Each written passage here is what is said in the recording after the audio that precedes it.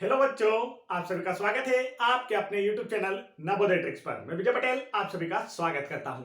तो बच्चों, आज हम पढ़ने वाले हैं नवोदय एंट्रेंस एग्जाम क्लास 6 2022 की प्रिपरेशन के लिए। आपको जो हम नवोदय विद्यालय की अरिहंत बुक का फुल सॉल्यूशन करा रहे हैं, इसी क्रम में चैप्टर नंबर 4 का विगत वर्षों का सेकंड पार्ट, फर्स्ट पार्ट आपको अपलोड करा दिया गया है। तो चलिए स्टार्ट करते हैं, देखते हैं आज का फर्स्ट क्वेश्चन। फर्स्ट क्वेश्चन यहाँ पर आप देखेंगे बच्चों, तो फर्स्ट क्वेश्चन आप लोगों की स्क्रीन पर आ चुका है। फर्स्ट क्वेश्चन में यहां आपसे पूछा गया है 4 की पावर 11 मल्टीप्लाई 7 की पावर 5 और 11 की पावर 3 के अभाज्य गुणनखंड कुल कितने हैं। अभाज्य गुणनखंडों की संख्या आपसे पूछी गई है बच्चों। तो देखिए, हम पहले तो इस क्वेश्चन को लिख लेते हैं 4 की पावर 11 और आगे आप लिखेंगे इसमें मल्टीप्लाई 7 की पावर 5 मल्टीप्लाई 11 की पावर 3। अब आपको बताना है यहां पर क्या पूछा गया है, अभाज्य गुणनखंड।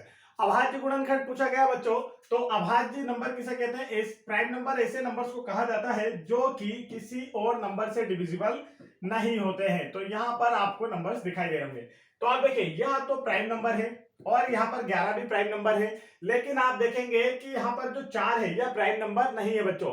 तो हमें क्या करना होगा, इसे प्राइम नंबर बदलना होगा क्योंकि 4 2 से डिविजिबल है। तो इसके हम निकालेंगे गुणनखंड। 4 के आपका निकालेंगे 2 गुणनखंड, 2 से भाग देंगे तो 2 बार जाएगा, फिर 2 से भाग देंगे तो 1 बार। तो देखिए, इसके 2 गुणनखंड निकल कर आए हैं 2 गुणा 2। तो इस 4 की जगह हम क्या लिखेंगे बच्चों, 2 की पावर 11 गुणा 2 की पावर 11 मल्टीप्लाई 7 की पावर 5 मल्टीप्लाई 11 की पावर 3। क्वेश्चन काफी इजी है, कुछ नहीं करना होता है, सिर्फ हमें प्राइम नंबर्स लिखना होता है नीचे। टू, यहाँ पर 4 प्राइम नंबर नहीं था, ये डिविजिबल नंबर था, इसलिए हमने इसे तोड़ लिया है। इसके गुणनखंड निकाले हैं फैक्टर। तो इसे कैसे लिख सकते थे हम, 2 मल्टीप्लाई 2 लिख सकते थे 4 को यहाँ पर इस तरीके से। तो यहाँ पर भी हमने इसी तरीके से लिखा है और पावर लगा दी इसकी 11 क्योंकि 4 की पावर 11 थी।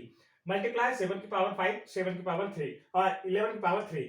तो यहाँ पर अभाज्य गुणनखंड आपसे पूछे गए हैं। तो देखिए गुणनखंड, तो यहाँ पर 2 11 बार लिखना है, यहाँ भी 2 11 बार लिखना है, 7 को 5 बार 11 को 3 बार।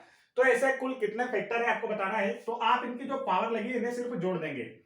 देखिए 11 प्लस 2 की पावर 11 है, तो यहाँ भी 11 प्लस 5 प्लस 3, इन सभी को जोड़िए क्या आएगा। देखिए 11 और 11 22, 5 मिलाएंगे तो कितना हो जाएगा 27, 3 मिलाएंगे तो 30। तो टोटल कितने फैक्टर है बच्चों, यहाँ पर प्राइम फैक्टर इस संख्या के जो आपको दिया गया है। तो इसका राइट आंसर है option number second, total 30 prime factor है। आगे बढ़ते हैं नेक्स्ट क्वेश्चन की ओर। वीडियो में बने रहे लास्ट तक। आगे आगे जैसे हम बढ़ते जाएंगे आप लोगों को क्वेश्चन काफी सरल लगते जाएंगे, क्योंकि 2-4 क्वेश्चन जब तक आप करेंगे नहीं आपको थोड़े से क्वेश्चन कठिन लगेंगे। तो देखिए यहां आपसे अब क्या पूछा गया है, 30 के सभी गुणनखंड कितने होंगे। क्या पूछा गया है, 30 के सभी गुणनखंड कितने होंगे। तो बच्चों, जो लोग ने भी अभी तक, जिन बच्चों ने वीडियो को लाइक नहीं किया है, फटाफट वीडियो को लाइक करें और चैनल को सब्सक्राइब नहीं किया है तो चैनल को सब्सक्राइब जरूर कर लें। और यदि आप लोगों को किसी भी प्रकार का कोई डाउट होता है बच्चों, तो अपने डाउट को हमारे टेलीग्राम चैनल पर हमसे शेयर करें। उस डाउट को हम आपको वीडियो बनाकर प्रोवाइड करेंगे और उसे क्लियर करेंगे। टेलीग्राम चैनल की लिंक आपको वीडियो के डिस्क्रिप्शन में मिल जाएगी। वीडियो के नीचे इस तरीके से एक छोटा सा साइन दिख रहा होगा एकदम नीचे, उसे आप जैसे छेड़ेंगे तो नीचे डिस्क्रिप्शन खुल जाएगा और उसी में टेलीग्राम की लिंक होगी, वहां से आप ज्वाइन करके हमें अपने डाउट शेयर कर सकते हैं। तो चलिए यहाँ पर देखते हैं, नेक्स्ट क्वेश्चन है 30 के सभी गुणनखंड कितने होंगे। तो यहां आपसे पूछा गया है 30 के सभी गुणनखंड कितने होंगे, जल्दी से बताइए। तो गुणनखंड का मतलब क्या होता है, गुणनखंड का मतलब होता है मल्टीपल्स। कितने मल्टीपल हैं यहाँ पर 30 के आपको बताना है। तो देखिए कुछ नहीं करना है, बिल्कुल सिंपल सा है। 30 किस किस के टेबल में आता है आपसे यह पूछा गया, 30 किस किस के पहाड़े में आता है, बस यही बताना है आपको। देखिए 1 के टेबल में तो सभी आते हैं, तो 1 तो आपका कॉमन फैक्टर सभी के साथ रहेगा। उसके बाद 30 क्या 2 के टेबल में भी आता है, जी हाँ आता है। 3 के टेबल में 30 आता है क्या, आता है 10 टाइम में। 4 के टेबल में आता है क्या, नहीं आता है। 5 के में आता है। 6 में आता है, आता है। क्या 7 के टेबल में 30 आता है, नहीं। 8 के में आता है, नहीं। 9 के में आता है, नहीं। 10 के में आता है। इसके बाद 10 के बाद डायरेक्ट 15 के टेबल में आता है और फिर 30 के टेबल में 30 आता है, 30 बन जा 30। तो देखिए यहां पर 30 के सभी गुणनखंड कितने हैं आपको कुल काउंट करके बताना है। 1 2 3 4 5 6 7 8। तो राइट आंसर क्या आ गया बच्चों इसका, 8। ऑप्शन नंबर 1 क्या होगा इसका करेक्ट आंसर होगा। तो ऐसे मल्टीपल से या गुणनखंड आपसे पूछा जाए तो यह किस किस के टेबल में आता है यह आपको बताना होता है। तो 8 ऐसे नंबर है जिनके टेबल में आता है। आगे बढ़ते हैं नेक्स्ट क्वेश्चन की ओर। नेक्स्ट क्वेश्चन देखेंगे, क्वेश्चन नंबर थर्ड। यहाँ पर क्वेश्चन नंबर 13 है, मतलब आज का हमारा 3 नंबर का क्वेश्चन है। तो यहाँ देखेंगे, आपको बताना है 45 के गुणनखंड कितने हैं। 4 ऑप्शन आपको दिए गए हैं और पूछा गया है 45 के गुणनखंड। तो देखिए बच्चों, यह भी इजी है। अभी आपसे 30 का पूछा गया था, अब क्या पूछ लिया गया, 45 का। तो यहाँ पर 45 लिखेंगे आप। अब ऑप्शन से करेंगे। यहाँ पर ऑप्शन में आपको दिया, तो आपको मन से करने की जरूरत नहीं, आपको ज्यादा दिमाग नहीं लगाना है। ऑप्शन से करते हैं। देखिए पहले 1 में तो आता ही आता है, ठीक है। फिर क्या 3 के टेबल में भी 45 आता है। तो 3 से डिविजिबिलिटी का रूल क्या कहता है, अंकों का योग, यदि दी गई संख्या के अंकों का योग यदि डिविजिबल है 3 से, तो नंबर भी डिविजिबल होगा। तो 4 5 9, और 9 तो 3 के टेबल में आता है, मतलब ये 3 से डिविजिबल है। 2 से डिविजिबल नहीं है क्योंकि लास्ट डिजिट सम नहीं है। 3 के बाद 5 से डिविजिबल होता है क्या, जी हाँ, 5 से डिविजिबल होता है। तो देखिए ऐसा ऑप्शन कहां चल रहा है हमारा, 1 3 5 सभी में चल रहा है। यहां भी है, यहां भी है, यहां नहीं है, तो यह वाला ऑप्शन तो आपका कट गया। फिर देखेंगे 5 के बाद क्या 6 के टेबल में आता है, नहीं आता है। तो ये वाला ऑप्शन भी देखिए यहाँ पर आपका कट गया। यहाँ भी 6 नहीं है, यहाँ कट गया। मतलब राइट आंसर कौन सा है, ऑप्शन नंबर 3। देखिए इसके बाद ये 9 के टेबल में आता है, फिर 15 के टेबल में आता है, और 45 के टेबल में आता है। तो राइट आंसर कौन सा है, ये रहा आपका ऑप्शन नंबर 3। तो आप ऑप्शन से भी देख के इसे आसानी से कर सकते हैं। ऑप्शन से करना ही ज्यादा बेटर होता है। कहां तक आप सोचेंगे कि किसके टेबल में आता है, नहीं आता है। अगर आपका कैलकुलेशन जो टेबल है आपको 20 तक अच्छे से आते हुए, तो आप जल्दी जल्दी सोच लेंगे, और नहीं तो थोड़ी परेशानी होगी। तो आप ऑप्शन देखेंगे और इसे आसानी से कर लेंगे। आगे बढ़ते हैं नेक्स्ट क्वेश्चन की ओर। नेक्स्ट क्वेश्चन यहाँ पर देखेंगे, निम्नलिखित में से कौन सी संख्या 12 का गुणज है। 4 ऑप्शन आपको दिए गए हैं और पूछा गया है इनमें से कौन सी संख्या 12 का गुणज है, 12 का मल्टीपल है। तो देखिए 12 का गुणज, 4 ऑप्शन आपको दिए गए हैं और आपको बताना है इनमें से कौन सा 12 के टेबल में आता है। बच्चों 12 का गुणज मतलब कि उसी के टेबल में आना चाहिए। तो क्या 110 12 के टेबल में आता है, नहीं। 109 आता है, नहीं। 113 आता है, नहीं। क्योंकि 120 तक तो 12 का टेबल आता है, वो हमें याद है। उससे आगे का जो नंबर था वो हमें पता नहीं था, तो हमने 3 ऑप्शन कैंसिल कर दिए। तो राइट आंसर कौन सा आ गया बच्चों, ऑप्शन नंबर 1। यह 12 से 12 टाइम में आता है। कितना टाइम में आता है, 1 टाइम में होता है। 12 बचा 12, 2 बचा तो 12 2 जा 24, तो 12 टाइम में आता है। आगे बढ़ते हैं नेक्स्ट क्वेश्चन की ओर। नेक्स्ट क्वेश्चन यहां देखेंगे बच्चों, क्वेश्चन नंबर 15। आप निम्नलिखित में से कौन सी अभाज्य है, कौन सी संख्या अभाज्य है। 4 ऑप्शन आपको दिए गए हैं और पूछा गया है निम्नलिखित में से कौन सी संख्या अभाज्य है। अभाज्य का मतलब क्या होता है, प्राइम नंबर। अभाज्य का मतलब क्या होता है बच्चों, तो इसे कहते हैं प्राइम नंबर। अभाज्य को बोलते हैं प्राइम नंबर। तो देखिए अब आपको देखना है इसमें कौन सा नंबर प्राइम नंबर है। तो जो आपका 6 है, ये आपका 2 से भी डिविजिबल है और 3 से भी डिविजिबल है, तो यह तो आपका आंसर गलत। आपका 9 जो है यह 3 से डिविजिबल होता है, तो यह भी गलत। तो आप देखेंगे 12 तो यह 2 के टेबल में आता है, 3 के टेबल में आता है, 4 के टेबल में आता है, 6 के टेबल में भी आता है, तो यह भी गलत। तो प्राइम नंबर कौन सा इसमें दिए गए ऑप्शनों में से, ऑप्शन नंबर सेकंड 5 जो है एक प्राइम नंबर है, अभाज्य संख्या है। आगे बढ़ते हैं नेक्स्ट क्वेश्चन की ओर। सारे क्वेश्चन आज के इजी है, इसलिए हम थोड़ा स्पीड से आगे बढ़ रहे हैं। तो देखते जाएंगे यहाँ पर और जल्दी जल्दी करते जाएंगे। मुझसे पहले आंसर लगाने की कोशिश करेंगे। देखिए निम्नलिखित में से कौन सी संख्या भाज्य है। आप भाज्य, डिविजिबल नंबर पूछा गया, अभी अभाज्य पूछा गया था, आप पूछा गया है कौन सी संख्या भाज्य है बच्चों। ठीक है, भाज्य बताना है, तो इनमें से कौन सी ऐसी संख्या है जिसमें किसी ना किसी नंबर से भाग जा सकता है। तो आप ऑप्शन नंबर फर्स्ट देखते हैं, तो 1 2 3। अब लास्ट में आपका 3 है तो 2 से तो भाग जाएगा नहीं, तो 3 से चेक करते हैं। सबसे पहले 2 से स्टार्ट करेंगे ताकि आपको आसानी हो। 3 से डिवाइड करने का रूल क्या कहता है बच्चों, कि अगर संख्या के नंबर्स का योग 3 से डिविजिबल है तो नंबर भी 3 से डिविजिबल होगा। नंबर का योग देखते हैं, 1 और 2 मिलाकर कितना हो गया, देखिए 1 2 3। योग देख लेते हैं इसका, तो 1 और 2 3, 3 और 3 6, और 6 तो 3 के टेबल में आता है, इसका मतलब यह नंबर 3 से डिविजिबल है। 3 1 जा 3, 3 4 जा 12, 3 1 जा 3। तो right answer is option number 1, क्योंकि यहां पर आपसे डिविजिबल नंबर ही पूछा गया था, भाज्य संख्या। आगे बढ़ते हैं नेक्स्ट क्वेश्चन की ओर। नेक्स्ट क्वेश्चन आप लोगों की स्क्रीन पर है बच्चों। तो देखिए नेक्स्ट क्वेश्चन में आपसे क्या पूछा गया है, वह छोटी से छोटी संख्या जिसे 72 से गुणा करने पर 112 का गुणज प्राप्त होता है। क्या पूछा गया है, छोटी से छोटी संख्या जिसे 72 से गुणा करने पर 112 का गुणज प्राप्त होता है। मतलब कि आपको एक ऐसा नंबर निकालना है छोटा से छोटा जो कि 72 से भी डिविजिबल हो और 112 से भी डिविजिबल हो। तो जब ऐसा नंबर फाइंड करना हो कि जो दो नंबर से कॉमन डिविजिबल हो, तो वह हमें क्या निकालना होता है, एलसीएम। तो यहां पर हम 72 और 112 का क्या निकालेंगे बच्चों, एलसीएम। तो चलिए स्टार्ट करते हैं, 2 से डिवाइड करते हैं। 2 3 जा 6, 1 इधर आया तो 2 6 जा 12, 2 5 जा 10, 1 बचेगा तो 2 6 जा 12। आप देखेंगे यहाँ पर 2 5 जा 10 था, यहाँ पर 2 से डिवाइड करते हैं, 2 1 जा 2, 1 इधर आया तो 2 8 जा 16, तो 2 जा 4, 1 बचा है, 2 8 जा 16। फिर 2 से डिवाइड करेंगे, 2 9 जा 18, 2 1 जा 2, 2 4 जा 8। फिर 2 से डिवाइड करेंगे तो 9 तो नहीं आता है, 2 7 जा, फिर 3 से डिवाइड करेंगे तो 3 3 जा 9, 7 बचा है। फिर 3 से डिवाइड करेंगे तो 3 1 जा 3, 7 बचा है। और 7 से डिवाइड करेंगे तो बच्चों 1 1 आ चुका है। तो एलसीएम देखते हैं हम क्या है आपका। तो एलसीएम देखेंगे तो देखिए 2 multiply 2 multiply 2 multiply 2 multiply 3 multiply 3 multiply 7। अब इनका आप मल्टीप्लाई करके देखिए क्या आ जाएगा। तो 2 2 जा 4, 4 2 जा 8, 8 2 जा 16, 16 3 जा 48। अब 48 और इधर देखेंगे आप 3 टाइम में देखेंगे तो यहाँ पर हो जाएगा 21। अब 48 में 21 का आप मल्टीप्लाई करेंगे बच्चों तो आंसर आएगा 1008। आप करके देख लेंगे तो 1008 इसका आंसर आएगा। अब देखिए 1008 एक ऐसा नंबर है जो कि 72 से भी डिविजिबल है, सबसे छोटा नंबर है, और 112 से भी डिविजिबल है। आपसे यही तो पूछा गया था कि दोनों से विभाजित नंबर। अब आपको बताना है कि 72 में कितने का मल्टीप्लाई करने पर ये नंबर आता है आपका 1008।